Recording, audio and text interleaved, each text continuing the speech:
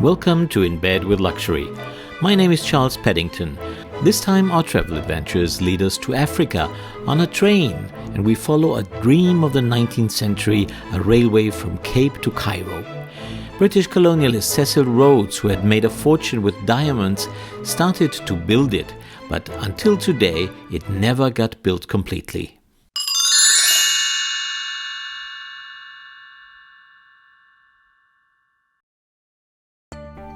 But the Railways project made it from Cape Town to the famous Victoria Falls, and we have the privilege to go there on the most luxurious train in the world, Rovos Rail. Traveling through Africa, having your shower or bathtub in your compartment and feel the warm winds of Africa, having a nice drink at the open deck of the bar wagon is a once-in-a-lifetime experience. It is also a vision come true by a man who had to overcome many obstacles, including a global pandemic. The first short ride in April 1989 saw only 4 paying passengers. Now you can go from coast to coast, from the Indian to the Atlantic Ocean, from Cape to Dar es Salaam, and even to Congo and Namibia. And this is the Rovos creator, Mr. Rohan Foss.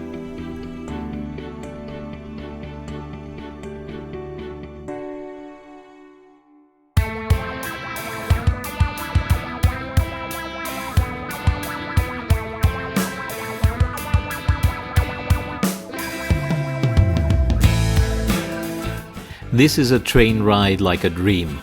Each compartment has its own shower, the royal suite even a bathtub. A staff of 24 cares for usually 50 or a maximum of 72 passengers in 36 superbly appointed vintage wood panel suites. Rovos Rail, having now a staff of 420 people, is still a family-owned business, and locomotives are named after the founders' daughters. There are several routes lasting from 48 hours to 15 days. You could go to Victoria Falls the short way by starting in South Africa's capital, Pretoria, and the whole trip will last 4 or 5 days. Or you could go on an epic journey through 5 African countries, starting from Cape Town. Passengers do safaris, stay in a lodge, and sometimes the train stops in the middle of nowhere, and Land Rovers wait to take the guests to an African cattle farm with thousands of animals and lions and leopards as visitors. You will finally arrive after 15 days in Dar es Salaam. In this case, Victoria Falls and its famous hotel will be just one of your stops.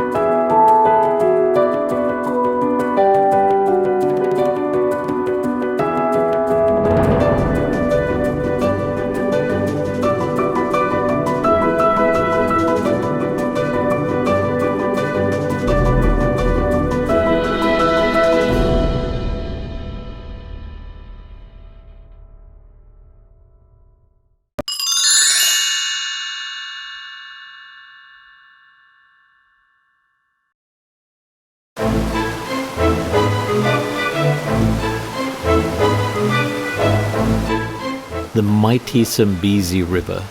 David Livingstone was the first European to see the Victoria Falls. He was a British missionary and explorer.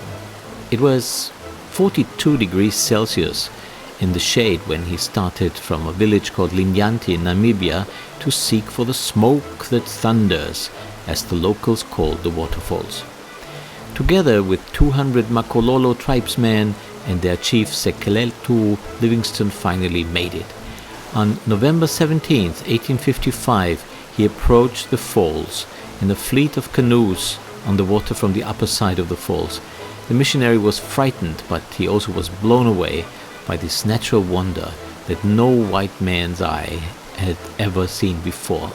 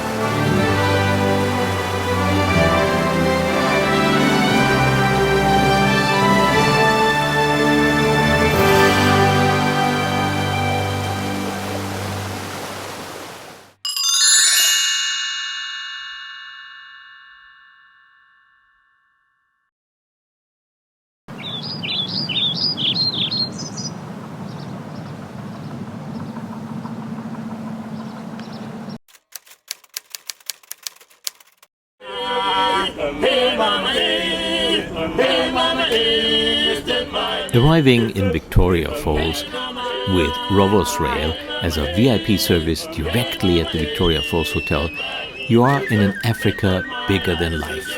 The falls and all its attractions are not the only magic of this part of the continent. Less than a 2 hours drive away, you find one of the world's largest herds of massive elephants in Botswana's Chobe National Park.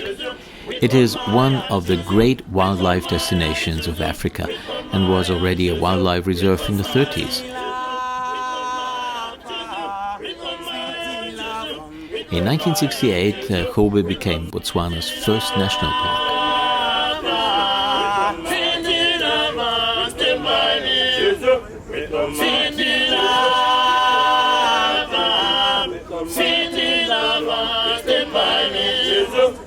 Hey mama, hey mama, hey mama, stand by me.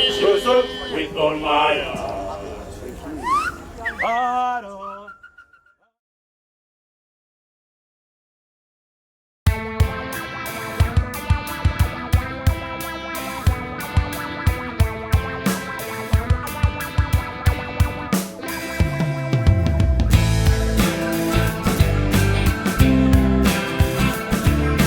The Victoria Falls Hotel was built by the British as an accommodation for the workers on the Cape to Cairo railway project.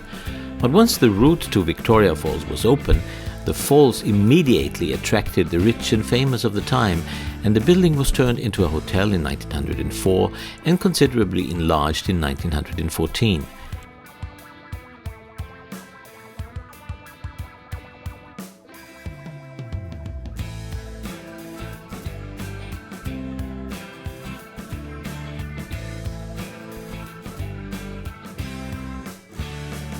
The hotel was also used as a staging post for BOA seaplanes from Southampton to South Africa.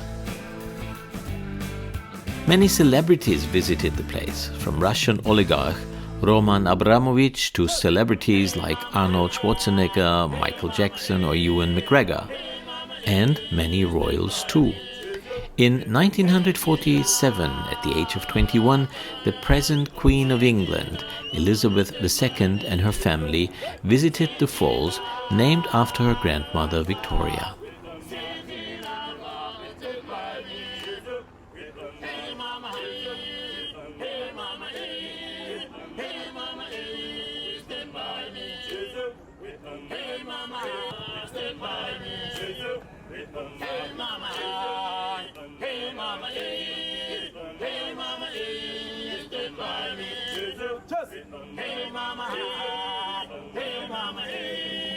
And what happened to Cecil Rhodes' daring dream of a railway from Cape to Cairo? Well, it remained uncompleted for several reasons.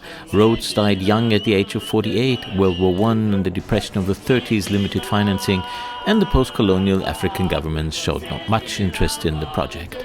Until today, there's no railway from Uganda to Sudan.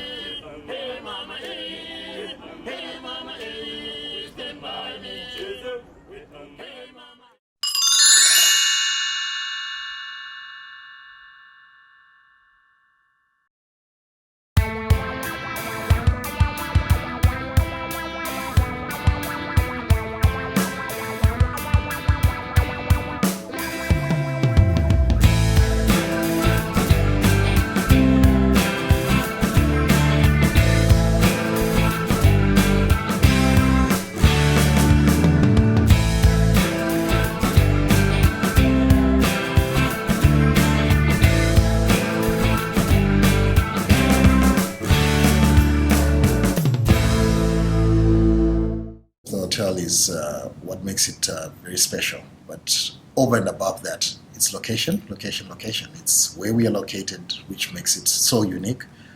There's no other property in the world that you would find that connection between rail travel, the bridge, the spray of the falls, and the history that's steeped in this hotel.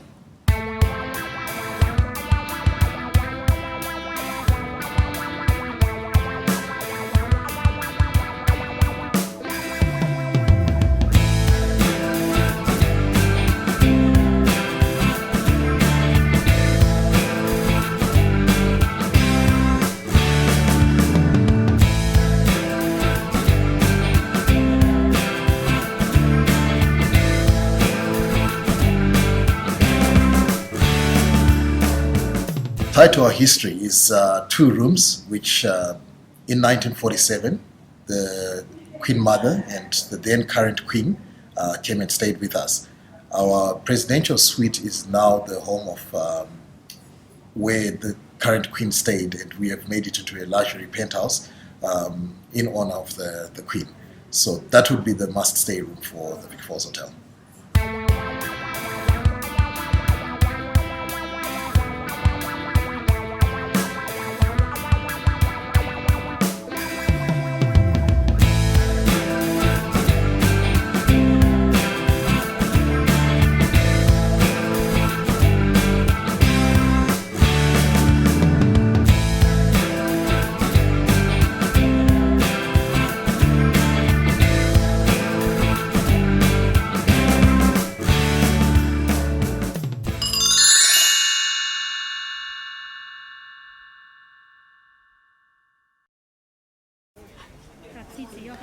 Apart from the pool service and the room service, guests have 3 dining options. The casual Jungle Junction, which you can see here, the more classy Stanley Terrace, both outside, and finally the gourmet option, the Livingston Room. The hotel caters for all tastes. We have a wide section of offerings, which will touch on the Asian markets, which will touch on the Indian market. But the most iconic of all is getting to experience our fine dining restaurant, which has a signature 7-course menu, which is paired with wines.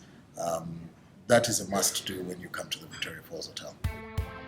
I recommend to enjoy the gourmet restaurant Livingston for at least one evening. Try a crêpe Suzette flambéed at your table with Grand Marnier ice cream.